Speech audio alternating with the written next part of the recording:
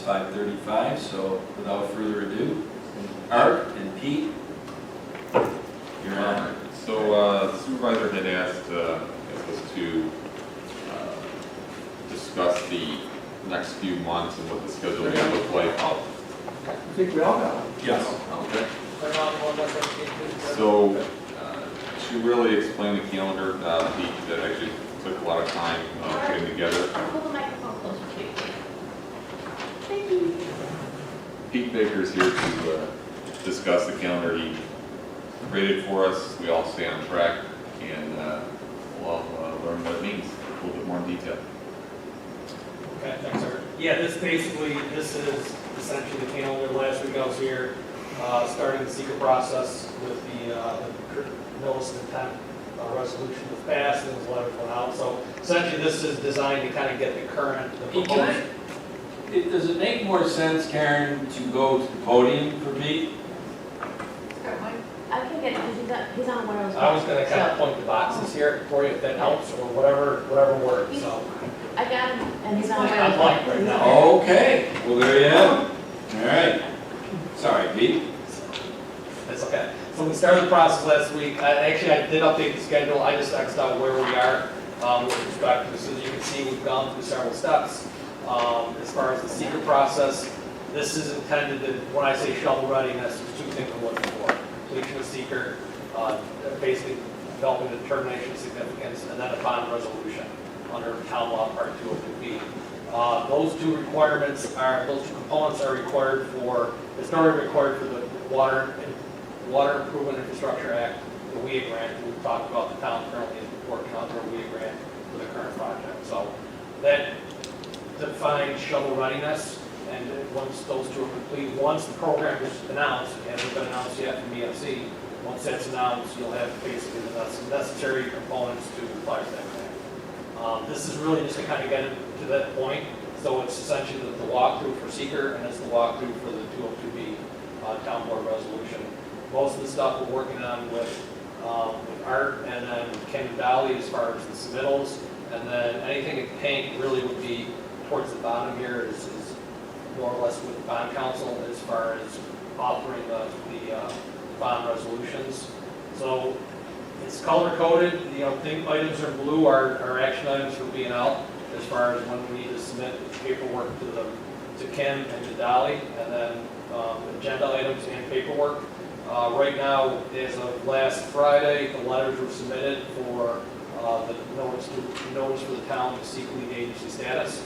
They were submitted. It's a 30-day waiting period, so we're going to be quiet for a couple weeks until those letters come back. Once those letters come back, we will start that. Actually, the determination of significance, the actual environmental review that goes along with seeker. The way we have it set up in seeker, technically seeker can be, you can complete the part 2, which is essentially the environmental findings, and part 3 is the determination of significance, and then you can go through all the steps in one night. It's not uncommon. The way we have time, so the way we've got the schedule set up is that essentially the part 2 and 3 would be submitted to the board. The board has the opportunity to review that. It's actually the formal submittal. And on the next time in front of the board would be on August 19th. At that point in time, the letters come back from DEC, from EFC, from the other agencies indicating whether or not the objective of the town seeking to be lead agency. Once the town establishes lead agency, we would have the part 2 and 3 EAF in the board's consideration at a board meeting. On the following day, we want to start that 202B process. Basically, that requires some advertisement with Webster Herald, so we've kind of got those items that need to be submitted on August 20th. On the following week, on the workshop, basically the workshop on the 26th, essentially that's our intent, is to formally present part 2 and 3. Ultimately, that's where the town, it's a workshop, so we can walk through what is in the EAFs, and then that's really gives the board the opportunity to kind of review and consider what the impacts of the project would be. The other part of that would be on that day, even though it's not the action, we've got the 202B public hearing. We need that to be advertised in order to meet the 10 to 20 day advance notice to have a formal public hearing to advance the bond resolution. And then on the September 2nd, basically we've got determination of significance would be the action that the board would hold. That in and of itself would complete secret from the board's perspective. We need to follow up and post that determination, the environmental news bulletin. After that, we're really looking at, now with the bond resolution and state thing. So there would be a public hearing on the following week, September 9th, in which case our proposal would be the public hearing would be opened up. It's a workshop, and then anybody that wants to comment can comment at that meeting, or certainly, and then leave the public hearing open for a week, and then the public hearing would be closed the following week on the 16th. And at that point in time, then discussions can be had regarding the bond resolution, and the bond resolution can be accepted. So really got to sketch you through the seeker and the bond resolution through mid-September. Historically, the grant that the town will be pursuing for this project, it's typically announced around now. It was not announced last year, so we're kind of going off of history where it's more or less a mid-September submittal. The fact that we haven't heard anything, it's probably going to, my guess is it's going to be delayed, it's probably going to be October simply because ESC has not come up with any type of guidance on when this is coming out at this point. But it didn't come out last year. We're anticipating it will be announced this year. All of these effort hours are included in the current amendment, current. Yeah, so, contract, okay, good point. So right now, we are under contract with the town for the PER, the FluxX study, and then actually we have another part of that, which is seeker. So essentially, the work that we're doing right now is all under our current authorization for this work. So we pretty much, PER is more or less wrapped up, more in the seeker phase of that. So that's pretty much takes us to the kind of the 202B resolution. Really, we amended the PER to include a map and plan in that. So the map and plan part of that, which is required for 202B, that's been completed. Probably, I can send that to you. You probably would want to take a look at that and make sure that you're Are all the responses for seeker going to be going to you? No, they should be going to Dow. So that's how the letter was structured. So typically, you're going to get SHPO we submit that online. They don't take letters anymore. We'll get something from SHPO. What's SHPO? It's State Historic Parks. So basically, they will Yes. essentially really know historic issues with the current site. DEC will provide probably more detailed assessment on their concurrence that the town can seek lead agency status. So like Charlie, I think on the one point that 202B, we amended the PER to kind of prove the map and plan, so I'll send that to you. You can kind of see what the map and plan basically is a document that is required under 202B that establishes the maximum. It's under town law for those of you that. Yeah, I say 202B, that's basically town law. It establishes the maximum amount to be financed. The actual PER has a conceptual plan of finance as well, in different scenarios if the town did get a grant, the town didn't get a grant, and ultimately looking at what the long-term debt service would be for the user. So that's it. I guess I'm here to answer any questions or, You have an extra one? yeah. Thank you. I did change the font of this if you're finished, so it's I upsized my computer. Okay.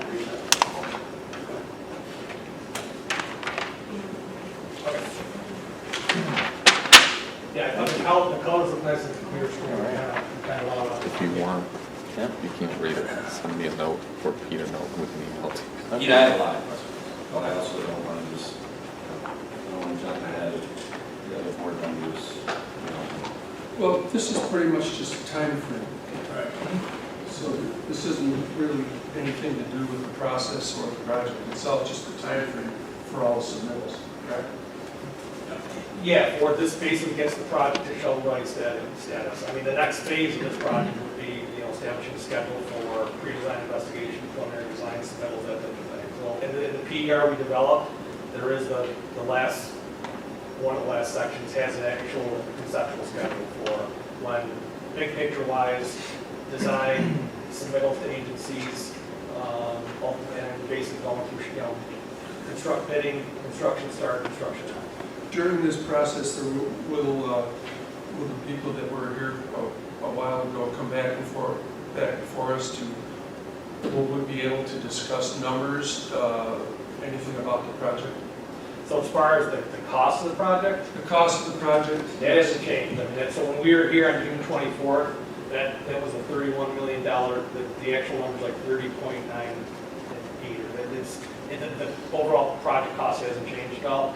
Really, the next step would be the design process, and when the town wants to commence with that. I know there's some aggressive timelines that have been kind of internally, so I think that's really the next piece. I know we wanted the addresses to getting all the things done on time and just, So right now, this gets you to the point of, this is a September 15th, September completion. Being that DSE has not made any kind of announcement regarding the WIA grant application, I think this is a safe timeline to kind of get there. If it should happen, the DSE announcements, we can certainly look at expediting some of the items here. I don't envision that happening, where they would come up with a grant and say, all these things are charged. So again, like the secret, the final determination of significance, that a lot of times that happens in a night. The part 2 and 3 is discussed, the board makes a resolution to, regarding significance, that can all happen. This way, we've kind of got the ability to, we show due diligence, from EFC standpoint, DEC standpoint, the town is truly considered, had time to consider the potential impacts of the project. This is probably too early to ask, but since we last had that meeting, things have changed a little bit, and the village has decided to keep their own sewage treatment plant and do their own improvements. So, from our perspective, there's going to be some rerouting of their no. No, Nothing's going to change. correct. Okay, that was my question. There's a common outfall. They need to work out with the DEC how they're going to treat the common outfall, basically, because it's a compliance point with the town. It's been basically combined compliance points. So they will need to establish their own compliance point. They may have impacts on how the town, basically monitors where the compliance point will be. Right, I just want to be sure it's not going to have any impact on our plan, and if so, let me ask the next question. But thanks for that. I think that on the compliance, and if something needs to happen with what DEC required and how the town, because the town currently monitors on combined compliance points. So if they need to amend that based on the village's actions, then it probably is something where the town could ask for compensation, but it would be part of the village project to kind of make sure that you have got 2 permittable and approvable compliance points. Thank you. Last year when we talked about this, we were at a figure of around $20 million, 19 something, and now we're at 31. And at last Thursday's village board meeting, the question was asked or stated that we've jumped to $10 million and how that happened. Well, apparently, people in the public don't know that we've added something to the project other than the first segment of it, and that would be the drying system. Absolutely, yeah. And that needs to get out there so that we know, and the benefits of the drying system, the cost of it, the reasoning behind it. We've listened to it, and it's all made really good sense to us. Whether we choose to spend that amount, I don't know yet. But from what the information that we've gathered, that particular system will pay for itself in a fairly short period of time and possibly create enough revenue for us to offset the actual principal of this yearly bond. Yeah, the whole driver is, and actually it's the sludge dryer. There's actually one of the other issues is the septic receiving. So there's a beefier septic receiving station too that would be positioned. It kind of makes the ability for local haulers to kind of come in and bring septic in. It makes it easier for those haulers, it makes it more attractive for them to utilize the operation. So it's a quicker operation, it's a cleaner operation. So those are the 2 big, because that septic system in and of itself is a pretty, I think that was almost about $1 million to $1.5 million ticket. So Last year, what was our hauling fee, last year? On fee, I think it was close to 400. 400,000. Yeah, I think it was north of 400. So, and to your point, Pete, on the septic receiving facility, right now it's done by the honor system. This would be all automated and computerized. It will, you'll send the census on a monthly It'll be accurate. Like gallons they put in, that's what we charge for. One of the things we talked about was the receiving of the leachate. Our committee that did the town village thing, we had a speaker came in from Wayne County, I forget his name. Marty. Marty Name Payman. And his comment to us was that as far as leachate, we might be a little bit late on that because they're already building one out there in Wayne County, and that's where the majority of the haulers are going to come from because they don't have. It's a market, so a lot of times with POPW or treatment plants, leachate, you're, quite frankly, you're talking about two facilities. You're talking about Seneca Metals and Ontario County landfill. I was just meeting with Seneca Metals yesterday, and their projected leachate, I work in Seneca Falls, so we're familiar with their operation. They're projecting 100 million gallons a year of leachate in, the very near future. So I think that what happens with those market, with landfills in general, you're gonna see come March, April, May, the wet season, there's never enough outlets for it. So it comes down to economics, really.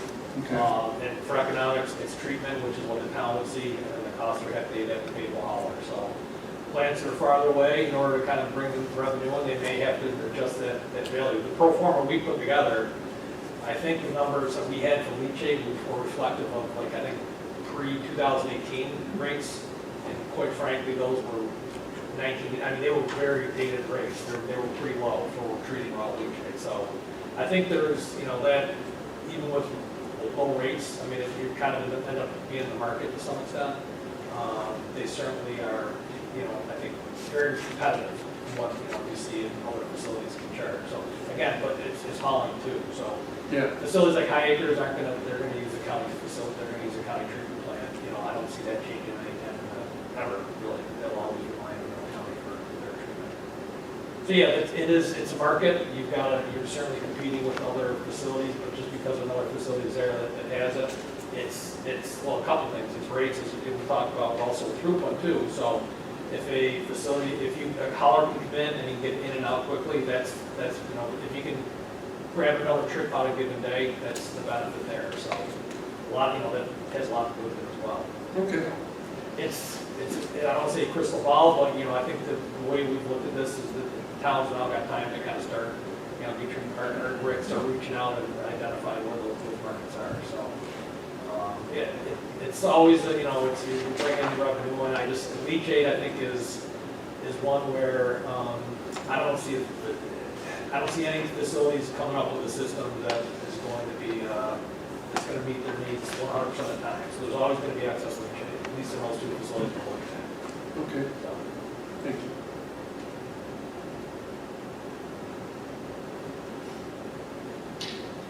Well, I got to tell you something. I'm very glad that Paul Adams is here tonight, the town's finance director. I'm very glad that Matt Chatfield is here tonight.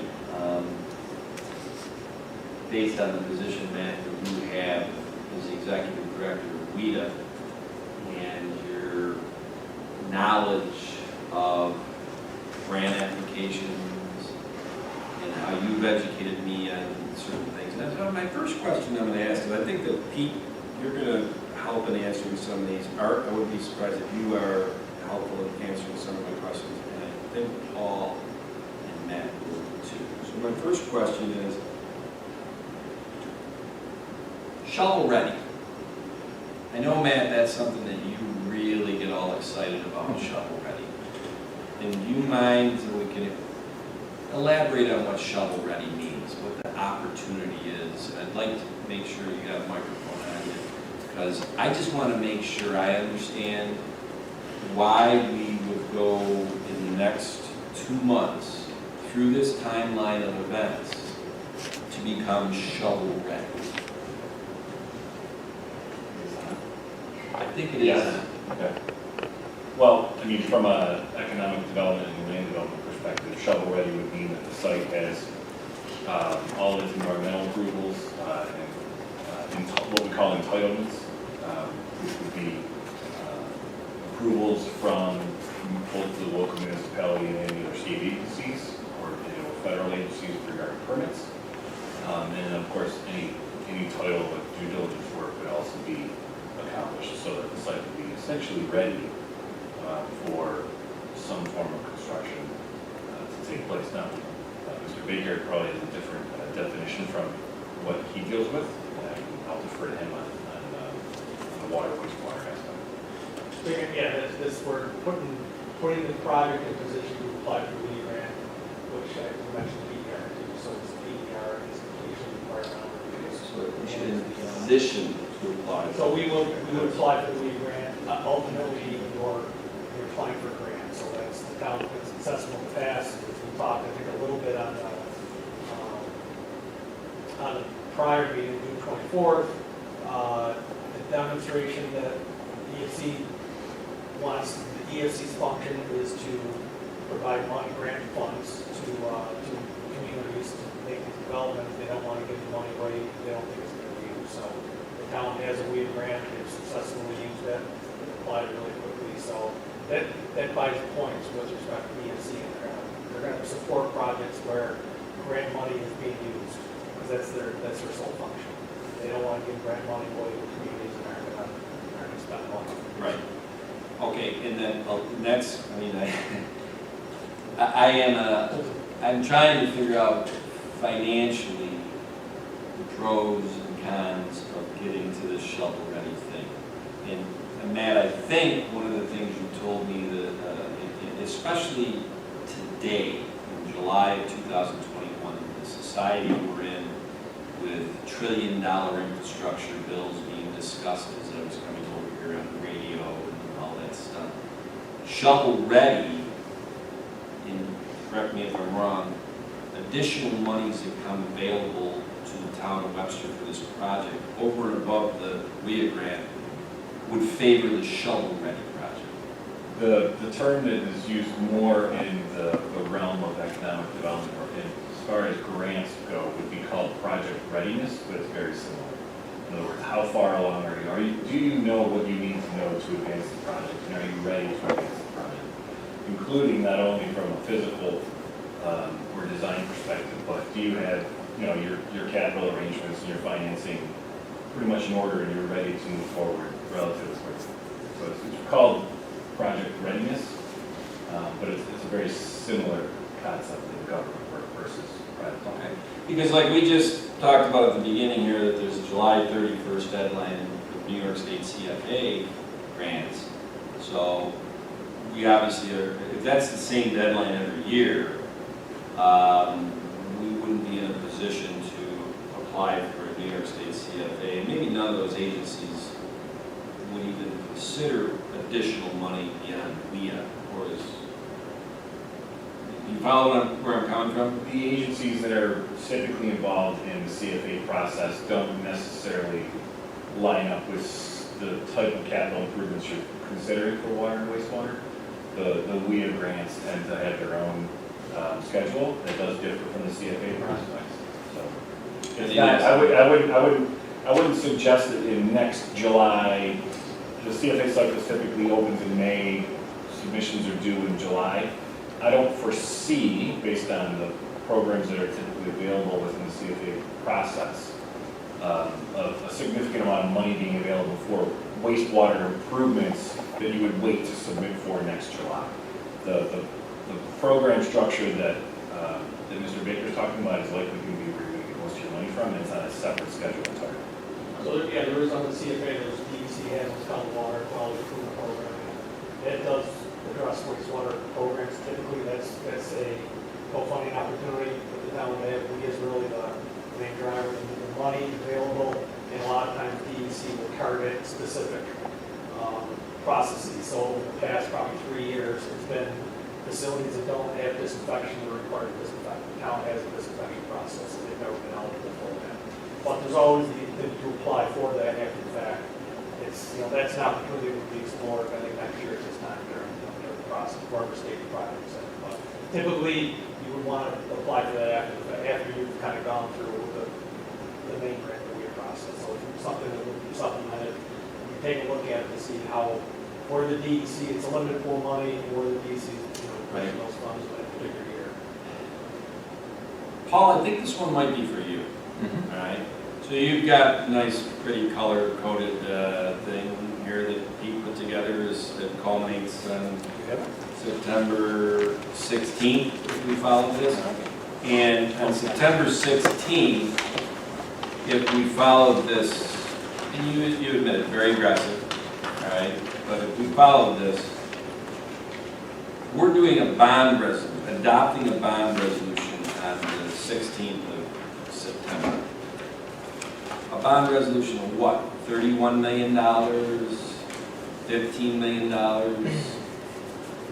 Well, And you Yeah, might- I mean, I I'm think it sorry, would you be- might need to go up, Sure. sorry, Paul. I think it would be similar to the Phase 1 project where we adopted a resolution for the full amount of the project.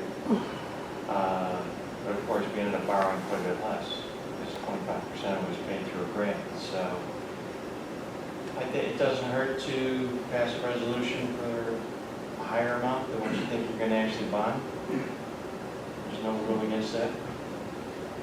And, okay, and this might be a Charlie question, is that, let's say that on this schedule, there'd be a public hearing, people would come in and all that, and let's say we get, and we do a bond resolution for $31 million, with the logic that you just gave, Right. all right? Then a 30-day permissive referendum goes in? Yes. Okay.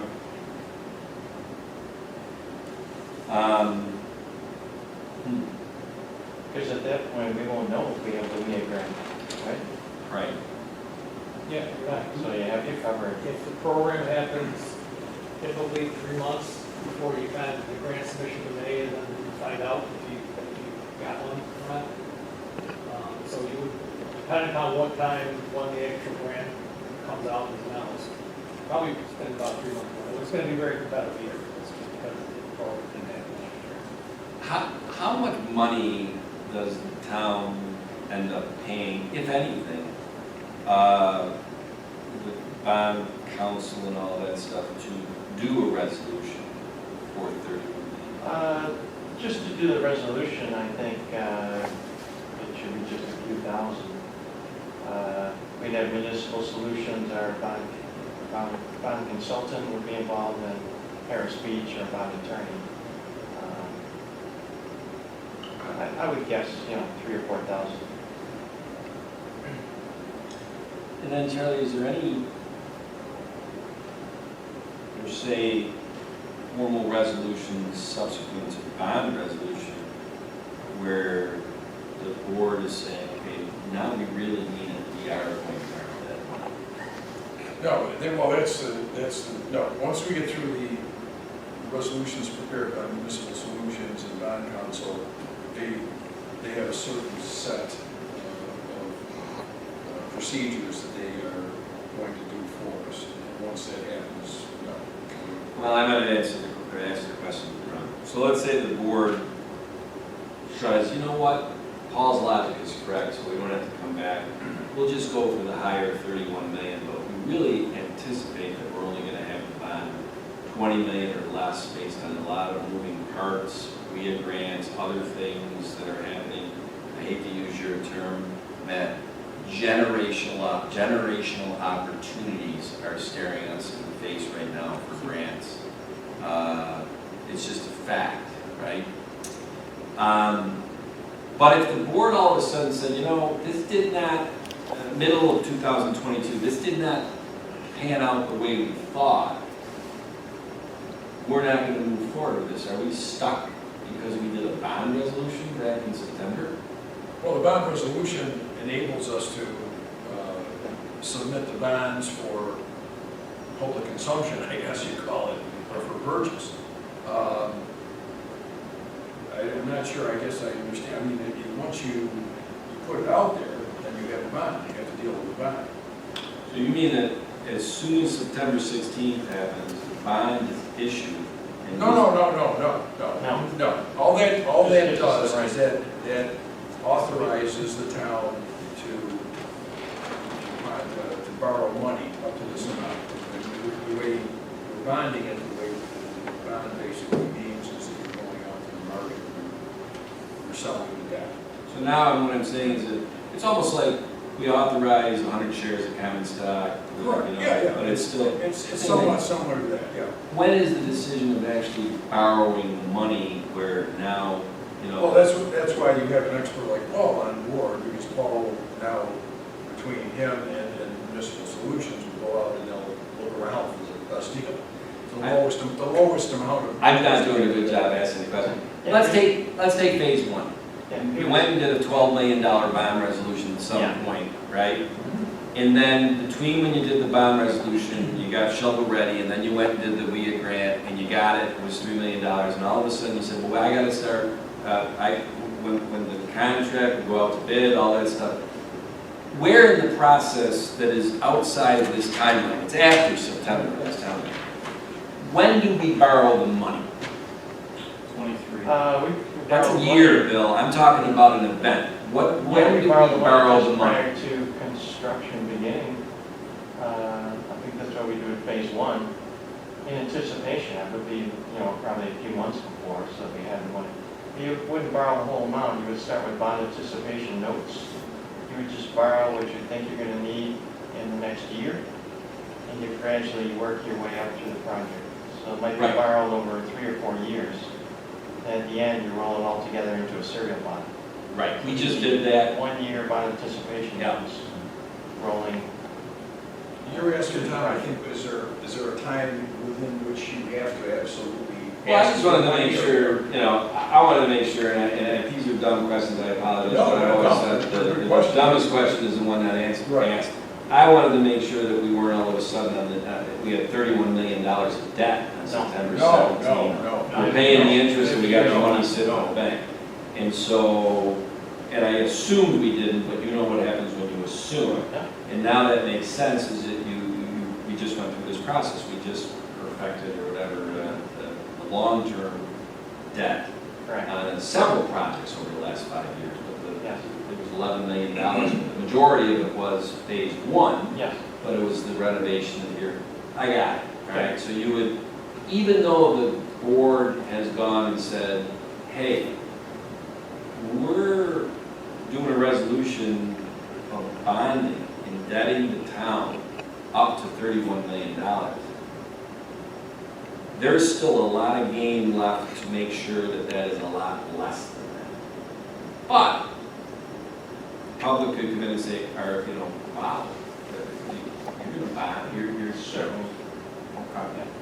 So in projection of your question and your answer, I apologize for interrupting. Question to Mark would be, with respect to construction, as you just noted, we're going to borrow for the different stages of construction. Am I understanding that correct? Correct. So there's an additional 10 million was for septic, receiving, and the drying system. Where does that fall within the construction of phase two? Ideally, I think I'm speaking, those are two pieces you want to do first. Well, at least the sludge dryer, the main dryer for this project is the $400,000 to $500,000 that the town's currently spending on getting rid of the biosolids.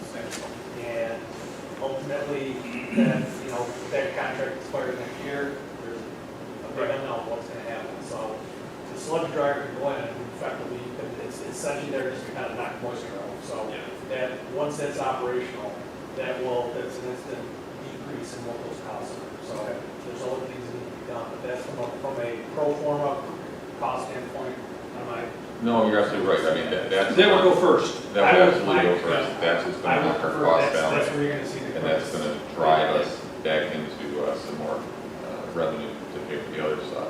And he did mention the septic receiving. That's a revenue source right there. The quicker we can get that up and going, it would be a nice facility. Okay. Well, and But in tandem with that, John, I mean, obviously there's other things going on in parallel as well. Right. But absolutely, those would be priorities. in Barry, I think you articulated very well that, when there was a per estimate done a couple of years ago on phase two, it was 19.7 million. And a couple of years go by because we've been well, we've been doing phase one, and also there's been discussion of, well, maybe we should consolidate and all that. And last August, Labella and Department Judas presented a public meeting, whatever, a Zoom meeting, it was COVID.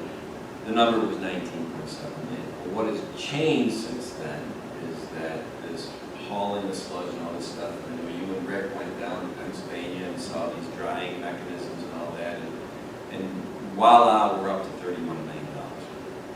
Is it safe to say phase one at $12 million was essentially because you have aged out things over there, like the secondary clarifiers? They didn't even make parts anymore for that, like railway, whatever thing, right?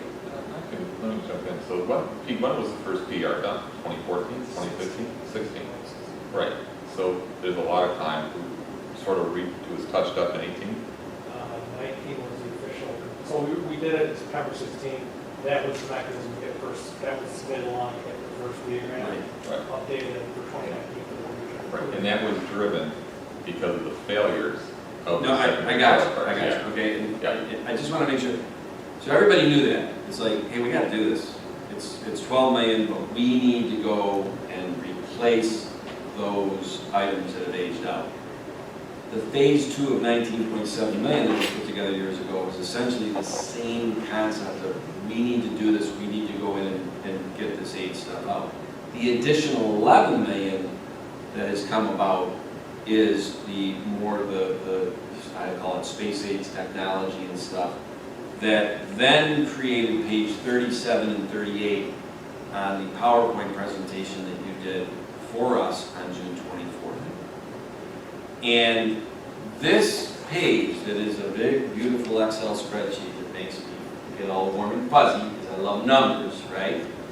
Essentially what it's saying is that the additional bonding cost of that 11 million is about $560,000 a year. Ouch.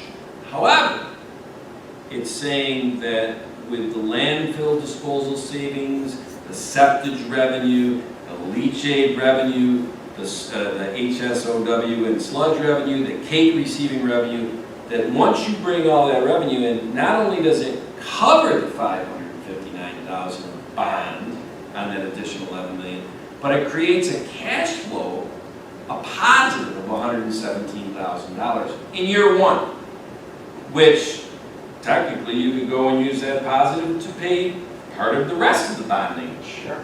Okay? Now, here's the thing, and this is where, and I think, during this process, I gotta be honest with you, I wanna audit this and rip this apart like it is my job, and the board's job. If these are real numbers, it is gonna be really a lot easier to go down this path, whether it's this fast, like in 2 months, or there's delays on it. But, very day one on June 24th, you had questions about this leachate. And you brought up how Marty and all that stuff. Now, we talked about it a little more tonight. Tonight's not gonna be the night, but I would,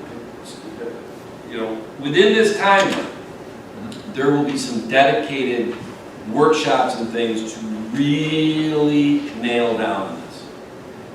I don't think anybody has any questions about the 19.7 million. Maybe they do. But it's basically the 12 million phase one, 19.7 is just the second half of that. To go replace stuff that's aged out. But this additional 11 million, which has somewhat become now politicized, I hate to say, and whatever, I think it's great. And if these numbers are correct, it's fiscally responsible. Actually, you can take the cash flows it gets here and you can move them right over to paying the remainder of the bond.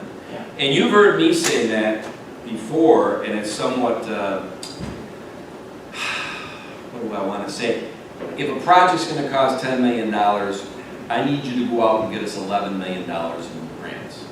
It's an exaggeration to make a point. I think everybody knows, simple math. The more grants that we get on these projects, the less we have to bond and put the citizens in debt. Is that correct? Right. Okay. Well, there's also, when you sit there and say, wow, an extra $10 million, that's fiscally irresponsible. What if that $10 million investment, year one, pays for itself. Year one, that's not even a return on investment calculation. Usually a return on investment calculation is it takes 6.2 years to get your money back. Is that correct, Paul? Correct.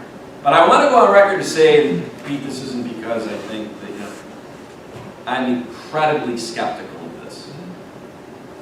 I don't want to set any false expectations. And I really implore the board and the town attorney and our finance director and Matt and everybody, we need to dissect the living heck out of this thing as we go down this path.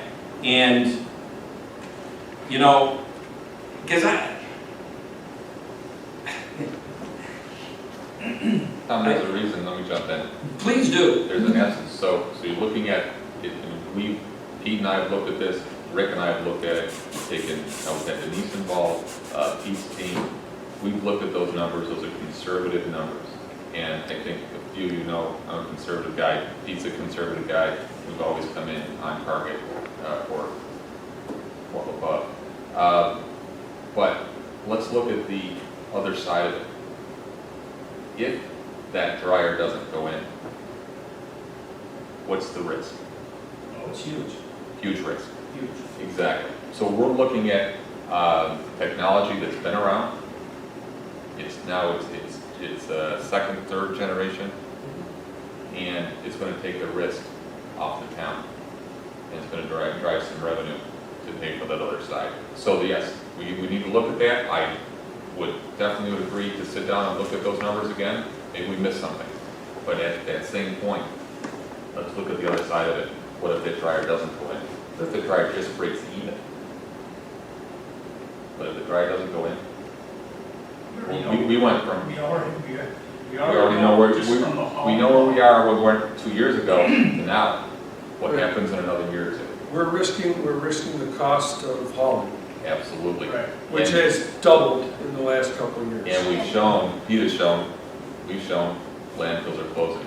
So I think in that Worst case evaluation, scenario, you save $500,000 a year just in hauling issues. Right. That's the worst case scenario.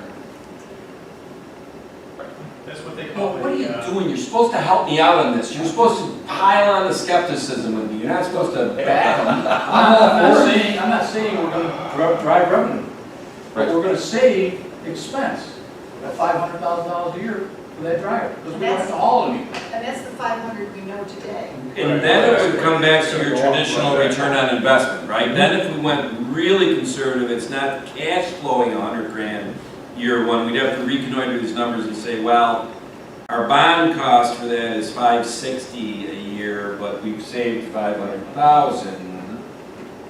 So $60. The 11, I don't know. So You another figure that component- out, return on investment. Another component that Art had mentioned, I think that you mentioned back in June, was that we, at some point, may have the ability to take sludge from other municipalities. Is that a possibility also? that's correct, if you jumped in, whatever. But that is, a little bit of that is factored in there. I think we talked about it last time. This will give us a 1 to 2 year window of going out and talking to those communities Right. and, see what's out there and develop that customer relationship. Yes. Absolutely. Within that spreadsheet, there's behind that, it's not just one sheet, but there's, and we send it to our rec, and I gladly share it with the whole board, essentially what our performance. So behind that, we've got the assumptions. So here's the different categories. Here's the outside sludge. Here's the outside sludge take. So a facility that may not necessarily have an effective system, so they're still paying $125 a ton. They send it to Webster. Webster would essentially just reduce the volume and then charge them a fee that would have to be established on. So that's one component. It's leachate, it's the high strength organic waste. So there's such a drive to push organics out of landfills now, so food waste, that's happening. I think it goes into effect January 1st, 2022, right? On institutional users, yeah, they have to divert from landfills. So whatever that means, so, in RIT, it's basically, large organic facilities around here, just essentially colleges, for the most part. But then, there's a bunch of categories in there, so we've got assumed volumes, assumed rates, and, each one of those essentially is kind of plug and play with the way it's set up. And you can actually do this to say, what's that zero, what's my break-even point? I've got a $500,000 adder for the dryer. There's a cost to operate the dryer because it does use a lot of natural gas, but you're getting a reduced. I think the actual, you're still, the assumption we have built in here is the solids are still going to the landfill. So the reality is, they may not have to go to landfill anymore. We'll call this Class A biosolids now.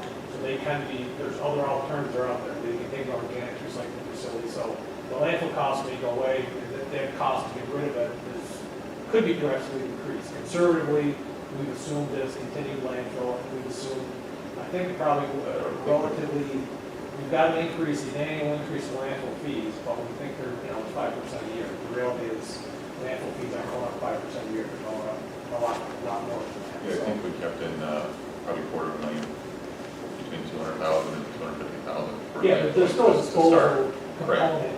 Because that's a conservative approach again, with the hope that we don't have the landfill anymore. What is the, besides just losing 90 to 180 days, what is the risk of not following this schedule where we culminate on September 16th and we culminate in January or April? Well, I think right now the big unknown we have is we don't know when it's going to be announced. Typically when they announce, it's aggressive schedule. So you typically have, it's hard to apply for a REIT grant if you're not at least in the process of going through. So right now the town is initiated seeker. We're under contract to initiate seeker, so that's really effectively almost no cost to the town to kind of complete that process. The bond resolution really comes in. So we don't know when we is coming out. So that's the risk. If you miss the deadline from REIT, then you're effectively waiting a year for the next round of grants. So really, again, this shuttle, we call shuttle run, it's a little bit different term of wastewater, but it's really, again, the legal positions you can apply for the grant, the largest grant that's out there now.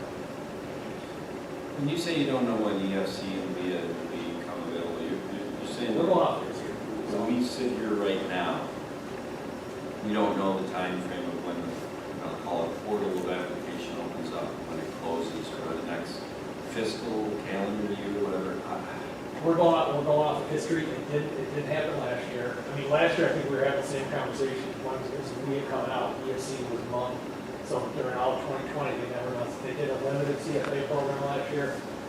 We never came out. We're expecting, given what Matt had talked about, there's so much money coming in as far as grant funding right now, and it allows us to be tied to that, the infrastructure money that's always been there, and I think there's going to be more. So we're basically proposing to put this project in a position that they can apply for the grant. If you want to, I got it, and I will tell you this, I hope the town board really, if I'm interpreting what you just said correctly, we can do all of the sequence of these things, and that public hearing and then the bond resolution, we could delay waiting on finding when EFC and WIA says something. And I'm saying that because I'm just going to call it what it is. There's a real busy autumn that's going on in 2021 with this town and this board when it comes to financial things. Is that a good way to put it? So, I'm just being realistic to the fact that I don't know if I want to have personally 3 or 4 things that are affecting the town finances going on at the same time. I don't know. The board hasn't really. I don't think this is something that we're prepared to wait for. I don't think we can be waiting on this. I think we would show. I think we need to, times that we can't wait. we need to do everything we need to do to be ready to give this a go. I think we also have to consider many of the items that we saw in our budget meeting yesterday that desperately need to be done at the plant, that should we move forward with phase 2 will be incorporated into that. Right. If we don't move forward with phase 2, we're looking at incurring the costs of taking care of those items. And that's really foolish if we're going to think about phase 2 in the next, put it off another year. Well, we've already fixed those things and spent that money here. It doesn't, I don't. Yeah, I might have described it right. I'm not, I understand what you're saying. Yeah. We're looking at some big things, but I also feel that from listening to Pete, listening to Matt, we need to position ourselves to get the most funding possible for a project that we know needs to be done. yeah, And if we're not ready, you know that there are many other communities that are vying for this same funding, and everyone is scrambling right now. So the more, it makes all of us a little nervous, but the more aggressive we are with that to position ourselves, I truly believe the better the result will be as far as funding. and this next question, I think Art needs to be in the room, but maybe you can answer for him, okay? Is that, okay, so very colorful, and I love the colors, I really do. And it culminates on September 16th. So what do you envision would happen then in October, November? Is this, we get with Dolly and we go out and put together bids for, 3 different contractors? Oh, no, we're not, we haven't designed it yet, so there's. Okay, so Yeah. now, move the This aggressive project- timeline, just like, this is an aggressive timeline from today to September 16th. Doable, I mean, you laid it all out how it would have to happen. So the next step after the bond on September 16th is now we sit around in a way waiting to see when EFC WIA opens up. They didn't last year. That's just, we've already said, Paul, we would go for the 31 million, and they go, we think we're gonna get a quarter of that back. Right. But we can't apply for it until they open that up. So that's the finance end. On the design end, then you guys, they go and design what? So again, part of it is the process would be kind of geared stepwise. So there's what's called pre-design investigation. So we have to go and do survey. There's some interior, there's a lot of interior work here on the digester buildings. It would require a lot of just vetting and going through something we call it a 3D survey. Survey, we have to do geotechnical investigation, so we have 4 structures. We've got this new septic facility, dryer building, a new digester tank, and a couple smaller thickener tanks. They require geotechnical soil borings, geotechnical engineering, kind of go through and make recommendations for foundation design, so we can then move forward. So that's part of what's called a pre-design investigation. Mhm. There's certainly, and then it's just developing, call it preliminary design. Preliminary design, we typically take, say, 50% of what we call a final design. That preliminary design then gets submitted to the agencies. The DFC is funding the project. They would see it, they would do a technical review on it, to make sure the project's being spent wisely, but also the DFC involved. So that gets you the preliminary design at that point. Then to kind of, you're waiting for those regulatory comments. And once you get those comments, you kind of complete the final, for the final design. There's also any permitting requirements that we need to have. And so for this project, we think we probably need a, construction stormwater permit. We will need, we're not entirely sure yet. That's not a heavy lift, but there's some regulatory permits, based on how the project finally lands, you're making their permit, what's called facility registration with the dryer itself. Those are kind of TBD issues, that would be kind of vetted out during the design process. Okay, and so, I'd ask, what happens after September 26th? Pete got into redesign. Initial design. And so after that, when does it come to the point of putting out some type of So we have, bid or in whatever? the PDR, I don't know, we have a schedule developed that's actually dated. We, right now, I think the goal is, and is to really, what's that? I think we'd be looking at bid, essentially, we bid bidding process right now, we're hoping spring. That's based on the schedule, but that was feedback from, Art, when people can see it, doesn't necessarily need to happen that way, but it's essentially, that's a hard push, to kind of get through that. And there are points where you complete the work and you're waiting on regulators to kind of get back to things. But right now, the hope is, it's the way the project is showing, it's just spring bid. Construction-wise, probably 2-year construction project.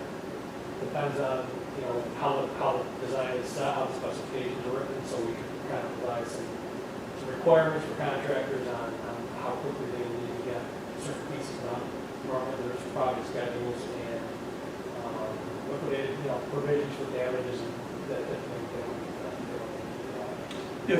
If all of the schedules were met, if everything went in line, bids were out and accepted and awarded, would it be possible to have that dryer in operation before the end of '22? What is the lead time on even order? Yeah, so it certainly would be the first, we structured something the first thing, but it's a long, you know, it's the dryer itself is, I think, about $3.5 million piece of capital equipment, so. Unfortunately, the one thing we're seeing is coming out of COVID, it's just the market, because there's labor shortage on manufacturers. So the answer is no. Yeah, Okay. I think so. Okay. I mean, we can push, but there's a lot of stuff that's Just out of our control, just- so, yeah. Yeah, I would go for the spring or fall year.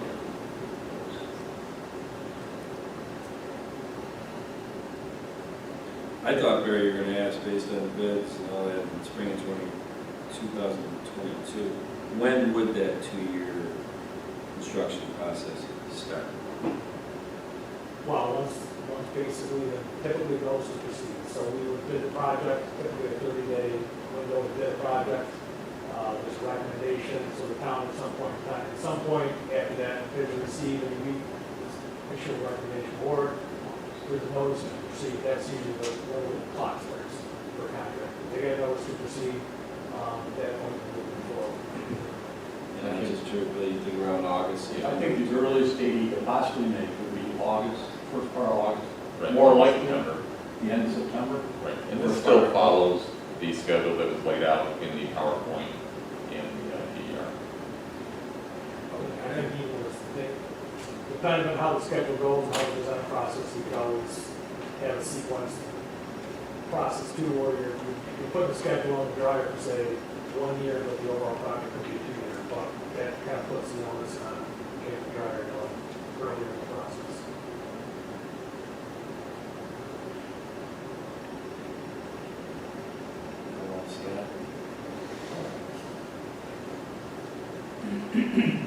So I mean, early on. I've been in the business a long time, so I have a fairly good feel for what this is going to take. It's not a 6-month project.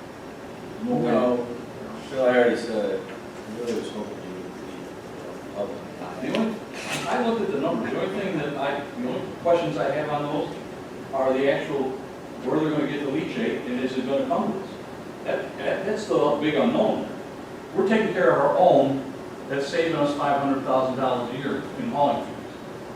And that alone, to me, makes sense to put that part of the project in. And the leachate of all these revenue things is the smallest. And that was intentional. Yeah. Yeah, you don't know, that's an unknown, you don't know if you're gonna get it or not. I mean, I think early on, I think Barry asked a question about, you know, getting together, getting the team that presented this, and I think if it's a workshop where we can bring that up on a spreadsheet, or we can send you a spreadsheet and have at it, we can do it anytime. I mean, if you want to Zoom, we can come in and do one of our sessions around there, we can kind of get into it. Yeah, I think that needs to happen. That's ultimately, that's what the board needs to decide, is get comfortable with those numbers. So now that you're waiting on some things, the next board meeting that you are planning on coming to is the 19th of August, about 4 weeks from now.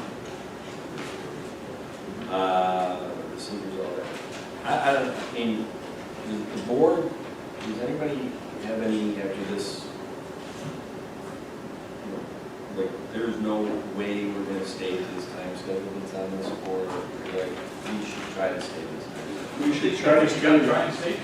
You betcha. I don't think there's an option not to stay, but we have to. Big problems with the plan. Okay. And we can eliminate fixing a lot of stuff, right, if we can get this thing going. Because there's a cost to waiting. There is, and Oh, God. keep this in mind, it's a verbal thing that if we replace some of the items that we talked about in the budget, and then in a year or two, they're probably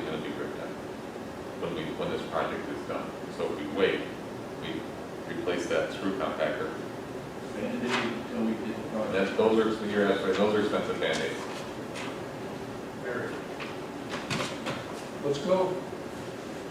All righty. Pete? Thanks. Matt, Set, thanks. one, but two. Huh?